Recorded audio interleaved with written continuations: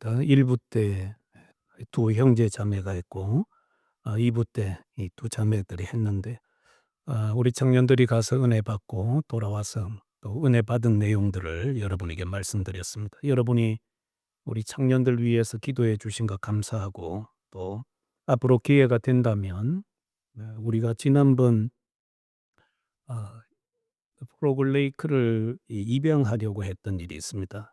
고 김재유 선교사님이 살아 계실 때 그 부분에 대해서 같이 많이 논의를 했었는데 어 좀 어렵게 돼서 우리 선교사님이 그만 하나님의 부르심을 받는 바람에 그 부분에 대해서 저희가 결론을 내리지 못했는데 앞으로 이제 기회가 주어지면 더 우리가 입양해서 더 잘 섬길 수 있으면 좋겠습니다.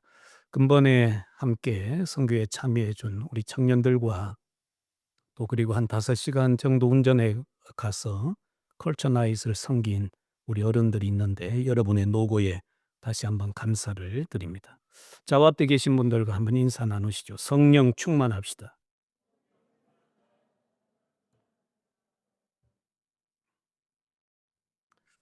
예, 오늘은 조금 다른 방식으로 말씀을 나누려고 합니다.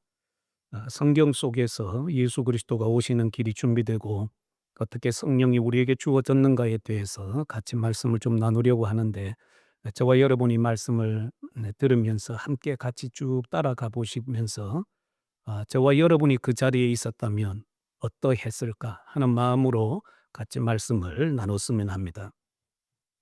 여러분 성경은 인류가 타락했을 때부터 범죄한 인류를 구원하시겠다라는 약속으로 연결되어 있습니다. 하나님이 타락한 죄인의 구원을 위해서 여자의 후손인 그리스도를 보내주시겠다고 약속하셨죠. 그래서 성경은 인류의 역사를 통해 이 약속이 어떻게 성취되었는가를 기록하고 있습니다. 하나님이 약속하신 이 약속이 인간들, 사람들 사이에서 성취되어 오는 과정은 상상을 초월합니다. 역사가 거듭될수록 인류의 타락은 심각해서 하나님의 약속이 성취될 수 있을지 의심하지 않을 수가 없었죠.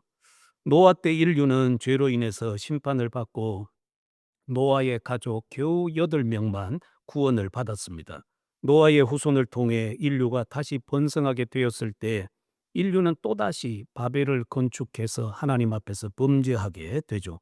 이때 하나님의 심판으로 언어가 혼란스럽게 되었고 같은 언어를 쓰는 사람들끼리 모여서 흩어지게 되었습니다.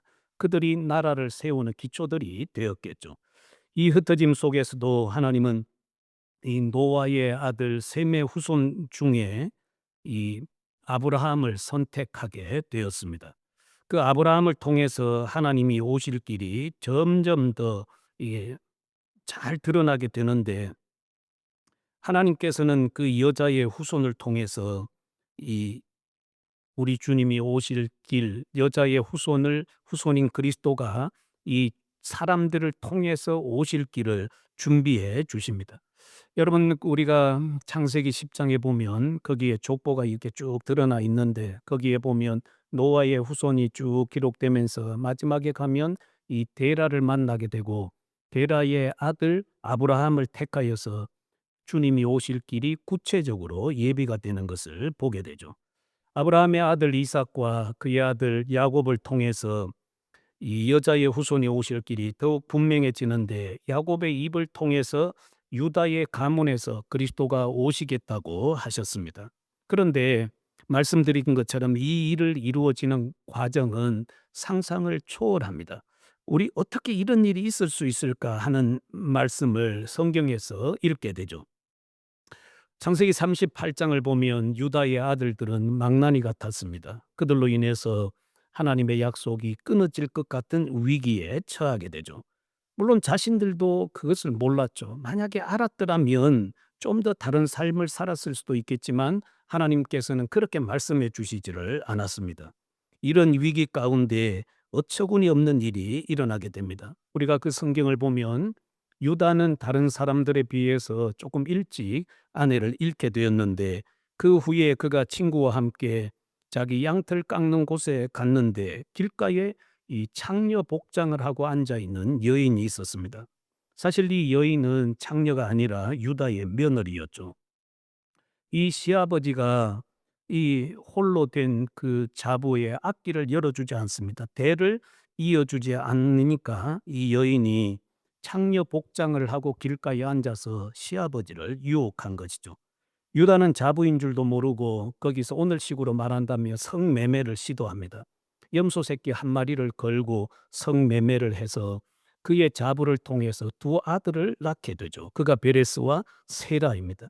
이 베레스가 족보를 이어가게 되죠. 충격이 아닐 수 없습니다. 어떻게 그리스도가 오시는 족보에 이렇게 이런 추한 일이 일어날 수 있는가? 그런 족보를 통해서 그리스도가 올 수 있는가 하는 것을 우리가 보면 충격을 받게 되죠.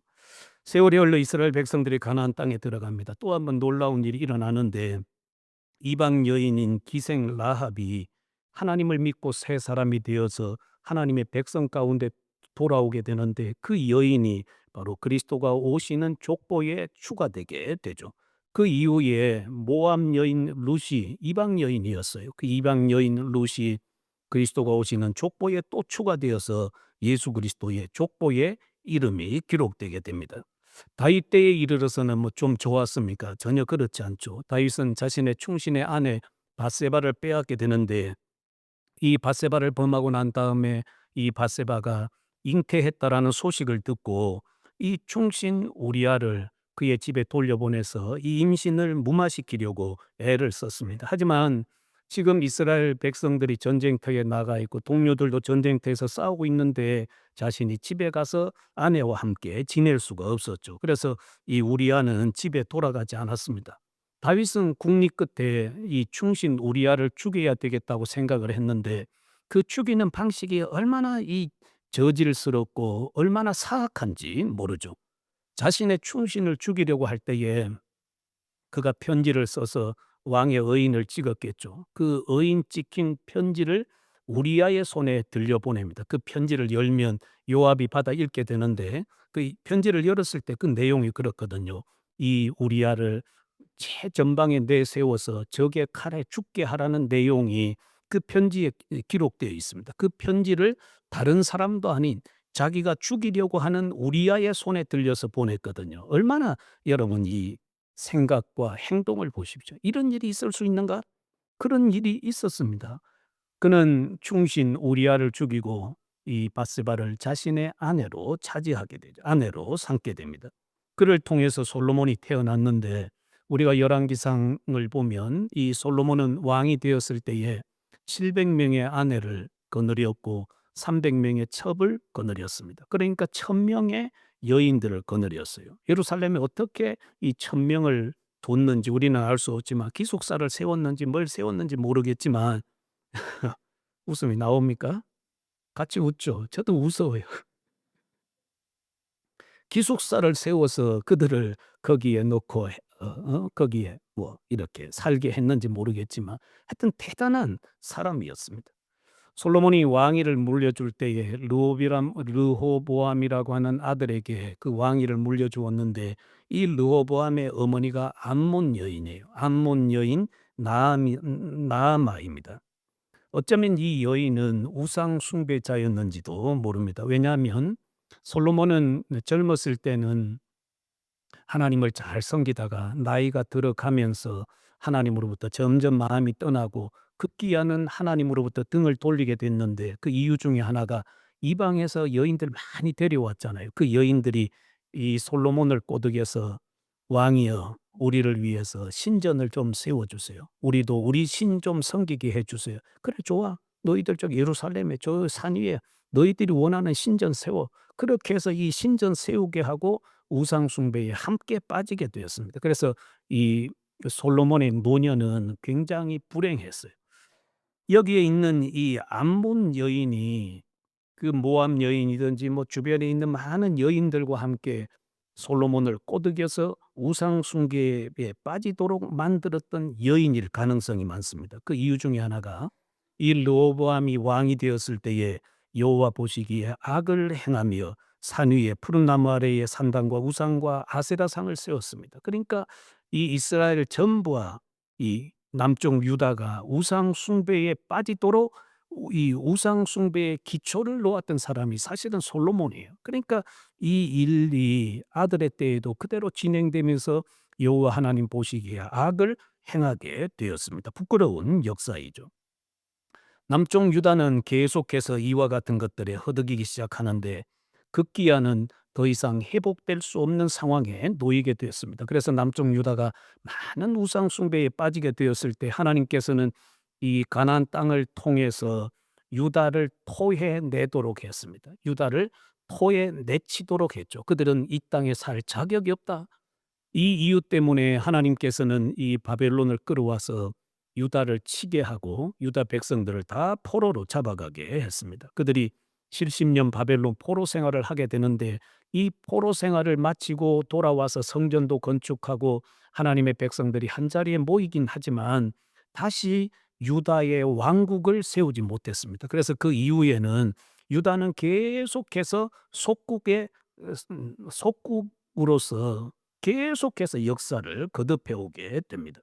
그리고 인제 구약 성경 말라기를 통해서 이 구약이 문을 닫게 되는데 약 400년 동안 구약이 끝나고 신약이 열리기까지 약 400년 동안 침묵기였어요. 하나님께서 이스라엘 가운데 어떤 선지자도 보내지 않으시고 이스라엘은 영적 침묵기에 들어가게 됩니다. 하나님이 침묵하셨죠.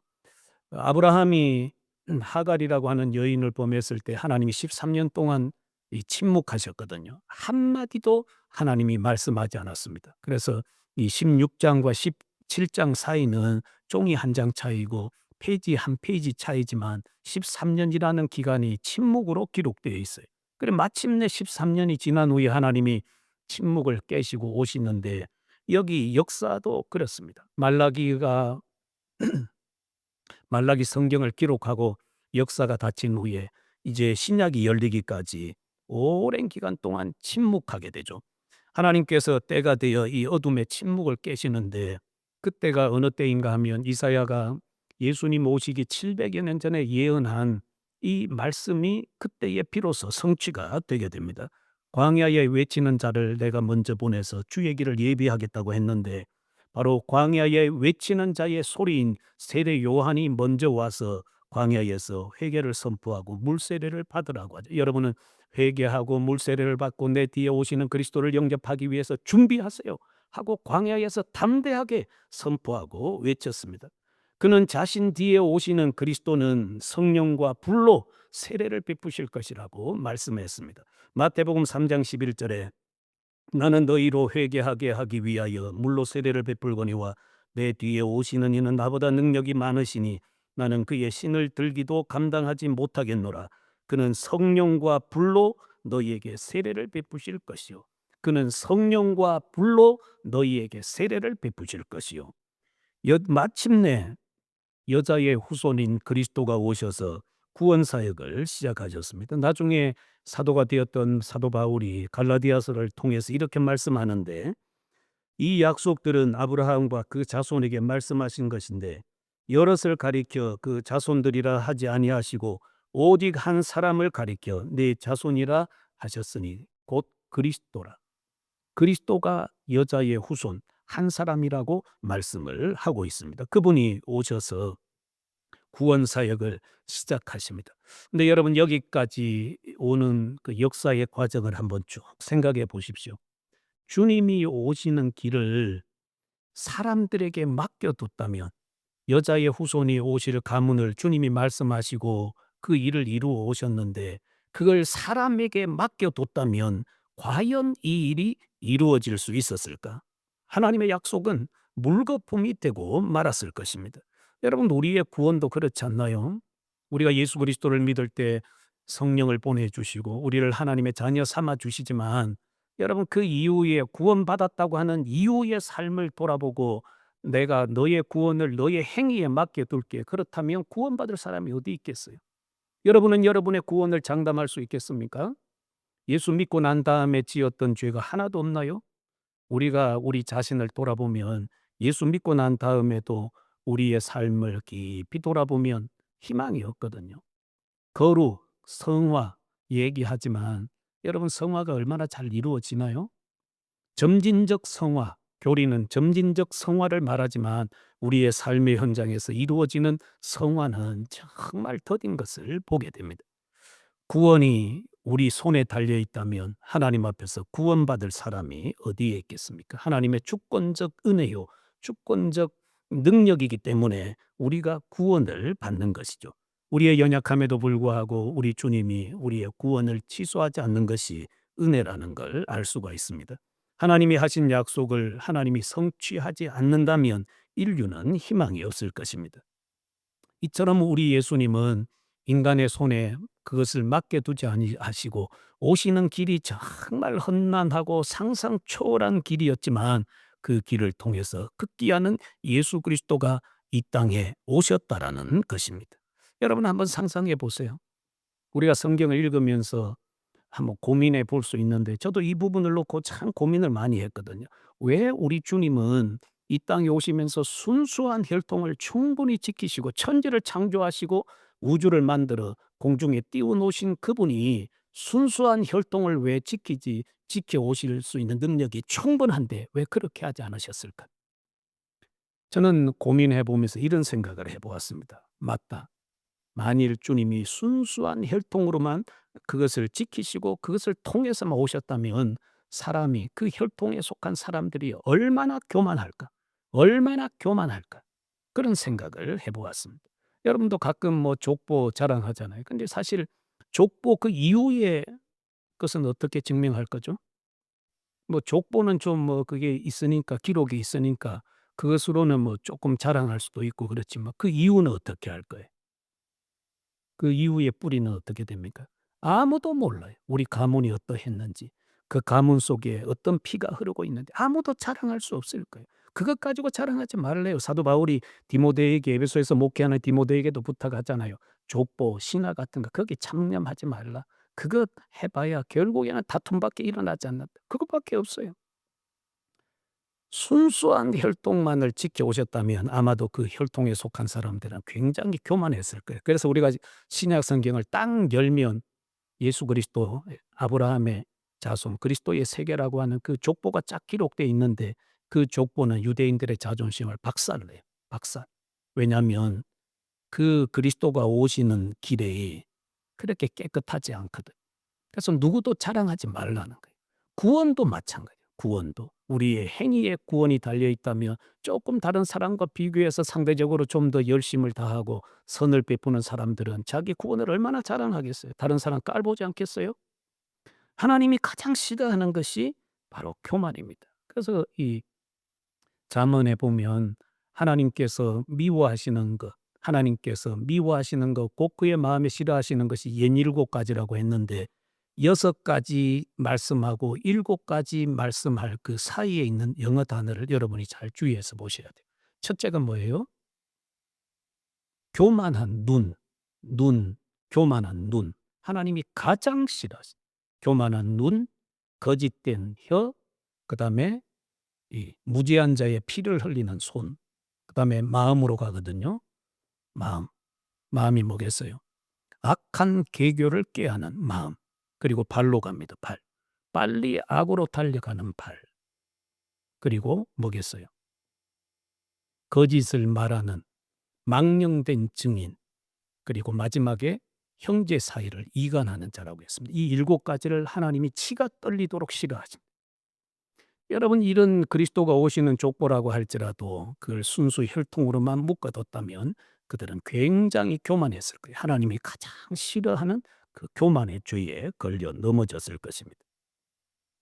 다시 이 말씀으로 돌아가서 보면 죄인의 구원을 위해서 오신 예수님이 공생애를 마칠 즈음에 이제 십자가에 달리시게 되는데 십자가에 달리시기 전에 두 가지를 약속하셨거든요. 하나는 내가 아버지께로 가면 성령을 반드시 보낸다. 성령을 보내주실 것과 또 하나는 내가 다시 반드시 돌아온다. 그래서 너희들을 내 아버지의 집으로 이끌어 갈 것이라고 하는 말씀을 하셨습니다. 예수님은 십자가로 구속을 완성하신 후에 제자들이 보는 앞에서 승천하셨습니다. 예수님과 작별한 제자들이 예루살렘에 돌아와서 기도하면서 주님이 약속하신 그 약속을 붙잡고 기다리고 있습니다. 성령을 부어 주실 것에 대한 약속은 우리가 구약 성경 요엘서를 보면 요엘서 끝부분에도 성령을 말세에 보내 주실 것을 거기에 기록해 놓았습니다. 말세에 내가 내 남종과 여종들에게 주의 영 성령을 부어 주실 것인데 그들이 예언하고 뭐 꿈을 꾸고 다 있잖아요. 예, 그런 은혜를 주시겠다고 했습니다.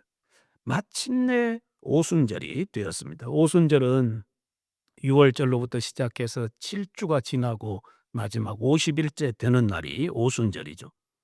2세기경에는 그 학자들이 오순절에 모세가 시내산에서 하나님의 율법을 받았다라고 그렇게 말하는 이런 말들이 전해져 오게 되었습니다. 그래서 이 오순절에 아마도 모세가 시내산에 올라가 하나님으로부터 율법을 받았을 것이다. 이런 날로 보고 있습니다. 또 절기적으로 보면 오순절은 맥주절이라고도 하고 칠칠절이라고도 하죠.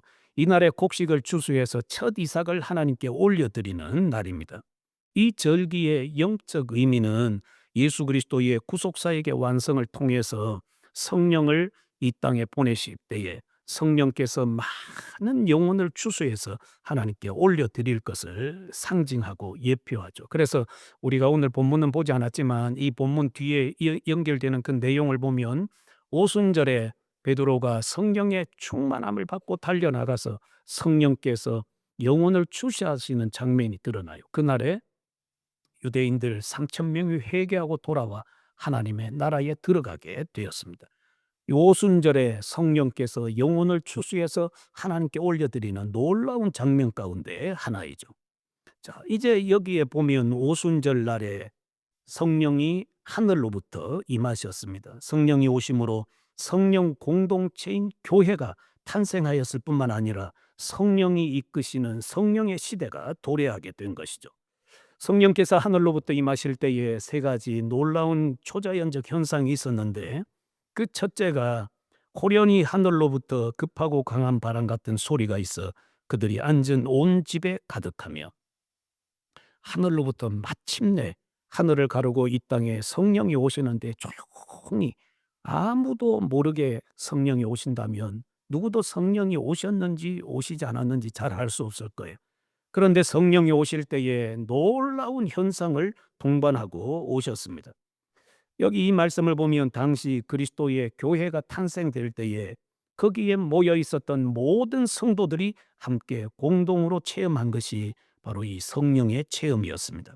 급하고 강한 바람은 성령의 권능을 상징하죠. 예수님은 제자들에게 오직 성령이 너희에게 임하시면 너희가 권능을 받고 성령이 너희에게 임하시면 너희가 권능을 받고라고 말씀했는데 오늘 여기 성령이 임하실 때에 거기에 모여 있는 모든 사람들이 이 성령의 권능을 체험하게 되었습니다. 그리고 두 번째는 3절입니다. 마치 불의 혀처럼 갈라지는 것들이 그들에게 보여 각 사람 위에 하나씩 임하여 있더니 성령님이 임하실 때에 각 개인이 체험을 하였습니다. 여기 불은 정결케 하는 것을 상징을 하죠. 각 개인이 성령의 불로 정결케 됨을 체험을 한 것입니다. 그리고 세 번째는 4절과 6절인데 그들이 다 성령의 충만함을 받고 성령이 말하게 하심을 따라 다른 언어들로 말하기를 시작하니라. 이 소리가 나매 큰 무리가 모여 각각 자기의 방언으로 제자들이 말하는 것을 듣고 소동하여. 여러분 우리가 창세기 11장을 읽으면 바벨탑 사건을 만나게 되는데 이 바벨탑 사건 때에 하나님께서 언어를 혼잡게 하셨습니다.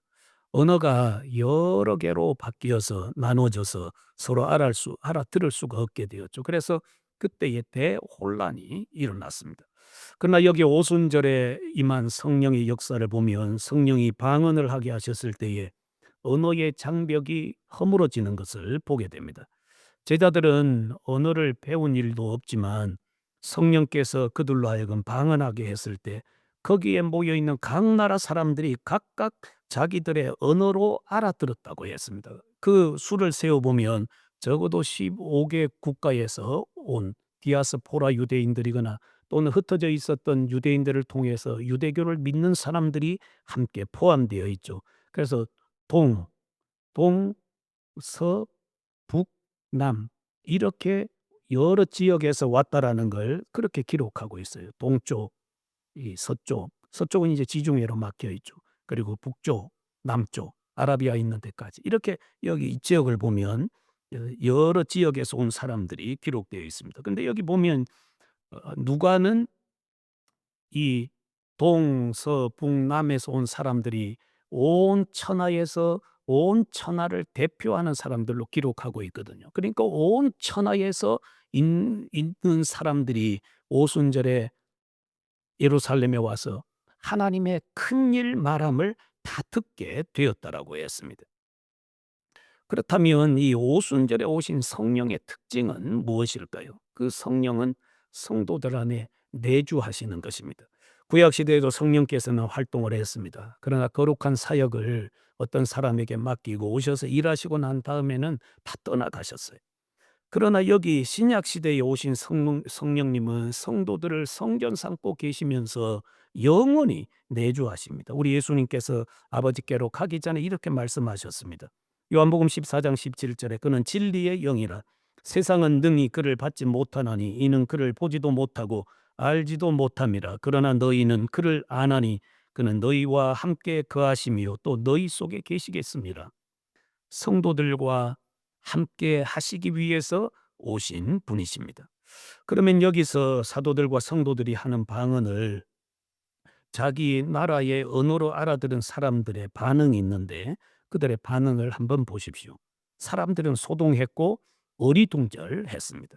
그들은 각기 자기 나라의 말로 알아듣는 것도 놀랍지만 제자들이 이 방언을 했을 때 그 방언이 하나님의 큰 일을 말하는 것이었기 때문에 놀라웠죠. 여러분 여기에 등장하는 하나님의 큰 일이 무엇일까요? 여기에서 하나님의 큰 일은 설명되어 있지 않습니다. 그런데 여러분이 이 사도행전을 쭉 읽어가다가 보면 하나님의 큰 일이 후예감이 무엇인지 분명하게 밝혀지는데 그게 초대교회 사도들과 성도들이 나가서 복음을 전할 때 복음을 전했던 그 핵심 내용이에요. 그것을 방언으로 그들이 말했다라는 거예요. 그러니까 거기에 모여 있었던 이 천하에서 온 각 나라의 대표들이라고 할 수 있는 사람들이 다 복음을 들었다라는 것입니다. 이 하나님의 큰 일을 듣고 사람들이 너무나 당황스러워했습니다. 그러나 또 어떤 사람들은 제자들을 더 조롱했죠. 어떤 사람들은 제자들의 방언을 아침부터 새술을 많이 먹고 취해서 취중에 하는 말이라고 했습니다. 이렇게 비난하는 것은 어리석기 짝이 없죠. 왜냐하면 술 취했다고 해서 자신들이 한 번도 말해보지 못한 다른 언어를 말할 수 있을까요? 그것은 있을 수가 없어요. 혹시 여러분 가운데 아직도 술을 끊지 못하고 술을 먹고 집에 건하게 소주에 취했든지 양주에 취했든지 취해가지고 와서 아내나 자녀들을 괴롭히는 분 계세요? 여러분이 방언을 하세요? 혹시 뭐 중국어나 아랍어로 방언을 하면서 아내에게 뭐 이렇게 술 주정을 하거나 자녀에게 그런 일을 하세요? 네. 그렇게 한다면 술 드시는 거 허용할게요. 네. 그러나 그렇지 않다면 그것은 술에 취해서 정말 어리석게 행동하는 것에 불과합니다. 오순절에 일어난 성령의 역사는 놀랍고 신비한 일이에요. 하나님의 성령께서 그 일을 하신 것입니다.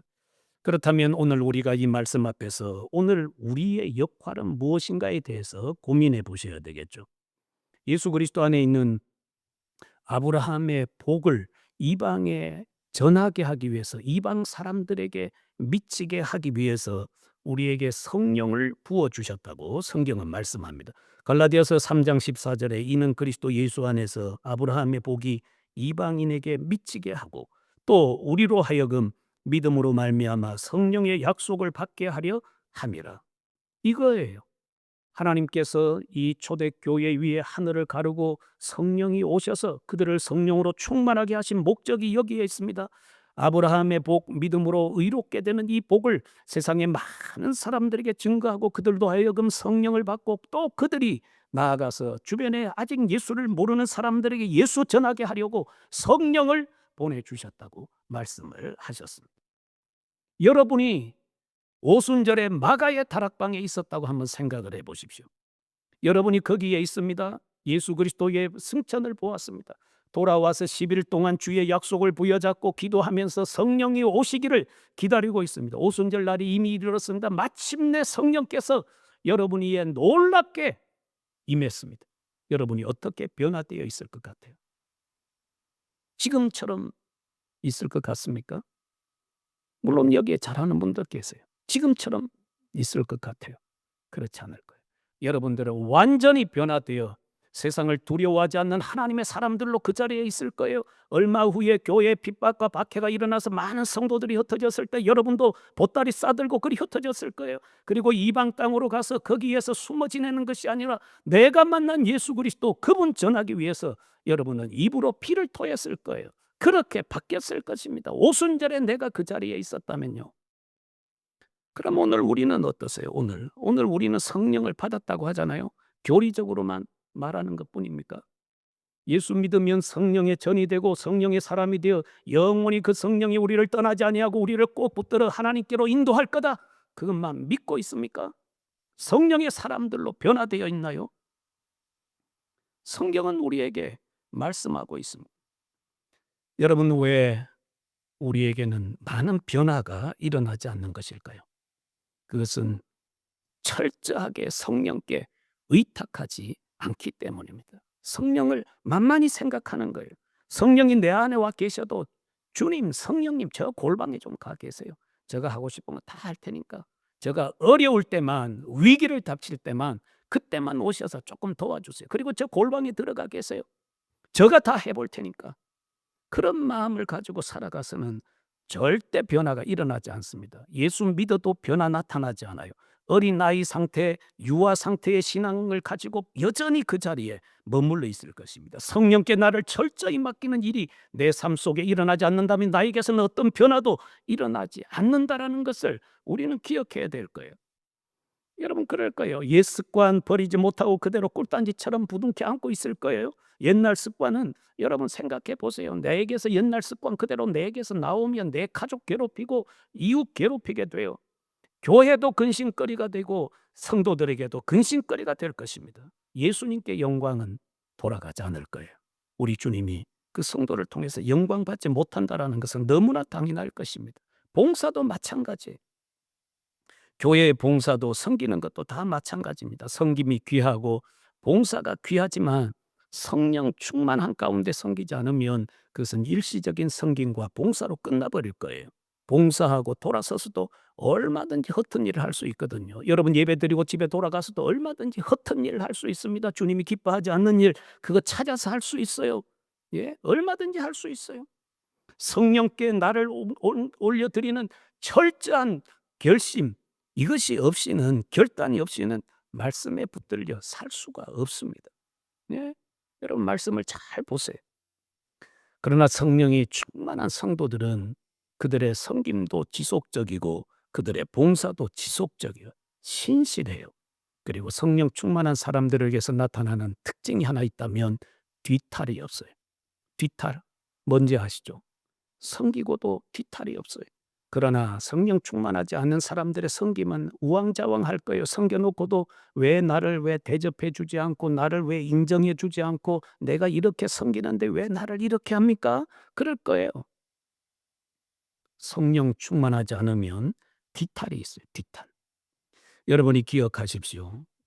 내가 성령을 받은 사람인가? 그러면 거기에 머물지 말고 성령께 나를 온전히 의탁하고 성령 충만한 삶을 살아야 되겠구나. 내가 이 자리에 머물러 이 모습 이대로 살아서는 안 되겠구나. 더 주님께 가까이 가고 친근히 대하고 주님과 나와 식탁 교제를 하듯이 매일매일 주님과 교제하면서 성령을 의지하는 삶을 살아야 되겠구나. 이런 결단이 있어야 우리가 성령 충만한 삶을 살 수 있습니다.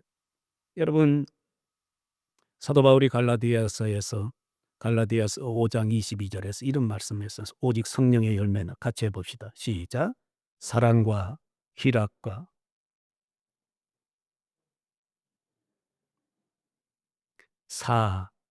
희화, 사랑, 희락, 화평, 오자양, 오래 참음, 자비, 양성, 충온절, 충성, 온유, 절제니. 이 같은 것을 금지할 법이 없는 이게 중요해요. 이 같은 것을 금지할 법이 없는 일 이게 중요해요. 여러분이 성령으로 살면 누구도 여러분을 터치 못한다는 거예요. 왜요? 진짜 인간다운 삶을 살기 때문에 진짜 사람이 되는 거예요. 진짜 사람. 그전까지는 내 냄새 펄펄 나는 사람이 될 수 있어요. 진짜 세상의 그 어떤 법도 이 땅에 있는 법이 저촉할 수 없고 건드릴 것이 없어요. 그래서 성령이 충만하여 성령의 열매를 맺고 사는 사람들을 건드릴 수 있는 법은 사탄이 또 다른 어떤 흉계를 꾸며서 그걸 올무에 걸어 놓고 넘어지게 하려고 하는 그런 거예요. 다니엘이 워낙 흠이 없고 하나님 앞에서 믿음을 지켜 사니까 저자를 넘어뜨릴 수 있는 것은 신에게 기도하게 만드는 거다. 그걸 알았거든요. 사단은 그렇게밖에 이게 시험할 수가 없었어요. 다른 것으로는 넘어뜨릴 수가 없어요. 가장 사람답고 가장 인간답기 때문에 누구도 그를 건드릴 수가 없었다라는 것입니다. 여러분 성령이 충만함이 어떤가요? 그분의 가슴 속에 그리스도로 충만하게 채워질 거예요. 그리스도의 사랑이 그의 가슴 안에 넘쳐나는 것을 경험할 것입니다. 성령으로 충만하면 그 사랑을 전하고 싶어서 힘쓸 거예요. 이웃에게 힘쓸 것이고 직장 생활하는 사람들은 직장에서도 본이 되고 직장에 있는 사람들에게 예수님을 증거하게 될 것입니다. 가정에서 머무는 시간이 많습니까?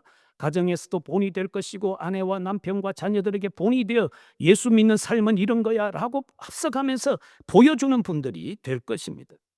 내가 성령 충만할 때 여러분 우리를 통해서 하나님의 영광이 드러나게 됩니다. 성령을 여러분에게 주신 목적이 어디에 있습니까? 하나님께서 여러분에게 성령을 주신 목적이 어디에 있습니까? 나의 영광, 나의 명예 높이도록 주셨습니까? 그것 아니거든요. 여러분 통해서 하나님의 거룩한 뜻이 이루어지기를 원하세요. 저기 모르는 천하에 모르는 사람들이 여러분의 아름다운 예수 믿는 그 행위를 통해서 예수님 발견하고 그들에게 복음이 증거되도록 하기 위해서 성령을 주신 거예요. 왜요? 우리 힘으로 못하니까 하나님의 힘으로 하라고 성령을 주신 거잖아요. 그러니까 성령 의지하고 철저하게 복종하고 나를 깨뜨리고 십자가에 못 박는 삶이 일어나야 그 일이 일어난다라는 거예요. 내가 나를 통해서 살면 실패하지만 주가 나를 통해서 살면 성공할 줄로 믿습니다. 성공은 세상적인 성공이 아니고 믿음 안에서 승리예요. 그 삶이 여러분을 통해서 일어나기를 바라겠습니다. 예수님 통해서 승리의 삶을 사시기를 바랍니다. 기도하겠습니다.